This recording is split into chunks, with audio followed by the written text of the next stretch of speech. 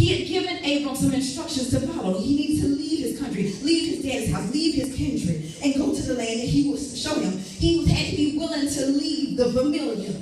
There were some new things that there was in store for him. There was a new land.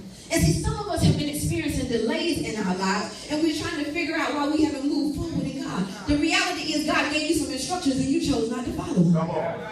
And so we sitting here trying to figure out, God, why it ain't working out in my life? Why is all this happening in my life? I said, maybe if you follow my instructions, I can get you to your destined place. Well, see, some of us think we got so much intellect.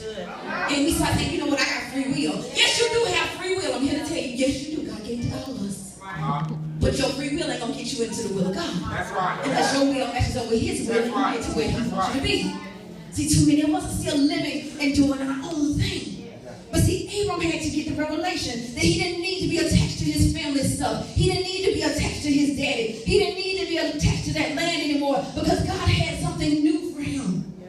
And the Lord told Abram that there was a land that he would show him. Not a land that he would name first and then tell him how to get there. Right. A land that he would show him. Right. See, we don't want God to show us later. We want to go and say, God, you know what? I'm going to put this out right here. When you tell me what to do, I'm going to go do it. If you tell me where the city is, I'll go. If you tell me how to do this, and God said, all right, it don't work like that. You got to start having some movement so God can start to bless you in your movement. When you start to move, God will begin to reveal. But some of us, God ain't starting to reveal because we ain't nowhere. Come on. You sitting up in your house talking about, God, I know you want me to go do this. And God like, oh, you going to get moved? Right. But now we're going to say, you're going to send it by post and I'm going to know what to do first. And then I'll go.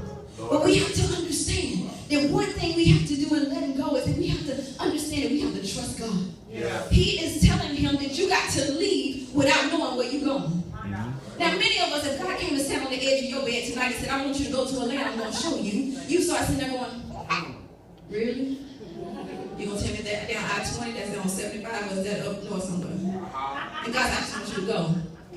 Many of us will be like, hold on, let me go call a friend. Let me go call a prayer family first and say, can we have prayer this week to find out first what God said about me? Hold on, let me go and see what my horoscope say today. Hold on, let me put it on Facebook and see if somebody like my status and give me a word to tell me what God is having me to go. But I'm here to tell you in this season that you got to trust God like nothing else. That you can't wait till you get a word about where you're supposed to go. All you got to do is say, God, I hear you. God, I trust you, and I'm going to go. I'm going to let go of everything that I got that's holding me back. And I'm going to trust you that you're going to tell me the way that I'm supposed to go.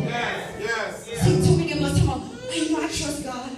Mm-hmm. You trust him until you don't know what you're supposed to do. Wow. Come on.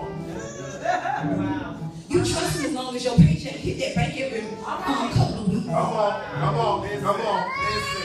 You trust him as long as you got a job. You trust him as long as your house no pay. But can you trust him when you don't know how that next meal gonna come? Can you trust him when your checkbook don't say what you needed to? Can you trust him when you don't know which way to go? We got to get to a place where we trust God at another level. See, I love how when sometimes we go to church and people say, all you got to have is a mustard seed of faith. I'm here to tell you that sometimes you got to have a bigger seed of faith than that. That mustard seed will get you to the first level. But then you got to have a few more like the size of boulders in your pocket to move what God has for you. But see, sometimes we just say, I got that mustard seed of faith, but you ain't planted that faith nowhere. A mustard seed ain't going to do you no good if you ain't got it in fertile soil.